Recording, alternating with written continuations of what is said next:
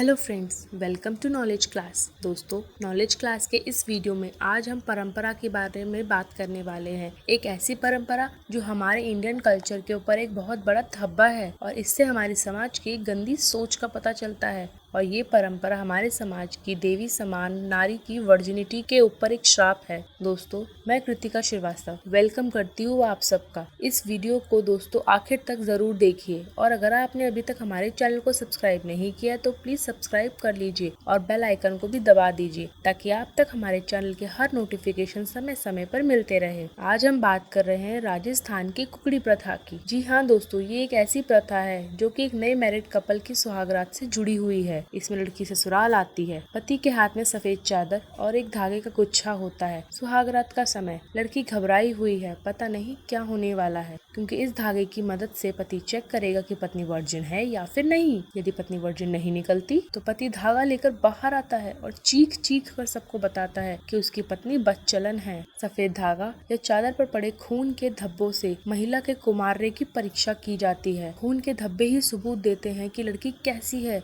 दोस्तों, यहाँ हम बात कर रहे हैं राजस्थान की, जहाँ लगभग 100 साल से भी ज्यादा समय से सासी समुदाय की ये कुकड़ी नाम की वाहियात प्रथा चली आ रही है। दोस्तों, मैं आपको बताना चाहूंगी कि ये प्रथा कैसे शुरू हुई। ये जानना आप सभी के लिए बेहद जरूरी है कि जब भारत में अंग्रेज आए थे और वो औरतों को उठाकर ले जाते थे, उनका रेप करते थे, फिर जहाँ मन चाहा वहाँ फेंक कर चले जाते थे। उस जमाने में राजपूत अपनी नई बिहाई बहुओं की वर्जिनिटी जांचने के लिए की चेक करने के लिए धागे का इस्तेमाल करते थे। चेक करना चाहते थे कि जो लड़की उनके घर पर बहू बनकर आई है, कहीं कभी उसके साथ तो ऐसा गलत काम या रेप नहीं हुआ। फिर वक्त के साथ साथ राजपूत के घरानों से ये घटिया प्रथा खत्म हो गई, लेकिन उनकी ये प्रथा राजस्थान के सासी समुदाय वालों ने ले ली और ऐसी ली कि इसको अपना बिजनेस ही बना लिया। जी हाँ दोस्तों, अब ये एक तरह का बिजनेस बन गया है। ज्यादातर सासी समुदाय की मेंटेलिटी यही रहती है कि उनकी बहू या उसकी पत्नी वर्जिन ना हो ताकि उनको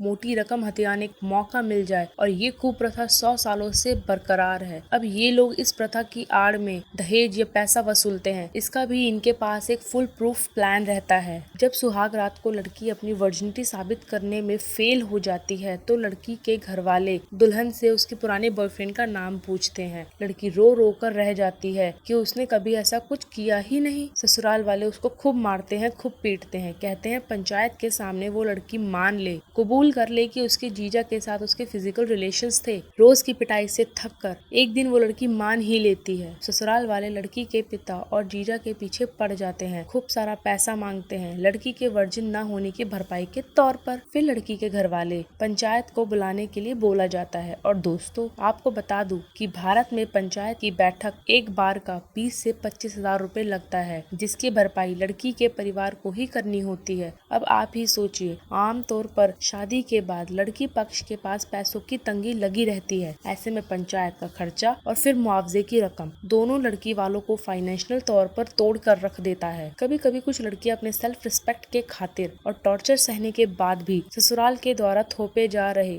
झूठे आरोपों को नहीं स्वीकारती, तो पंचायत के जरिए वर्जिनिटी टेस्टिंग के लिए 2 तरह का तुगलकी फरमान जारी किया जाता है। इसमें लड़की को 2 टेस्ट देने होते हैं, जो कि अगर देखा जाए तो एक तरह का प्लान होता है लड़के वालों की तरफ से कि टेस्ट ऐसे मुश्किल दिए जाएंगे कि लड़की उसे ना तो पूरा कर पाए और हार मान के लड़के वालों को पैसा देना ही पड़े। पहला टेस्ट होता है गर्म लोहे की अग्नि परीक्षा।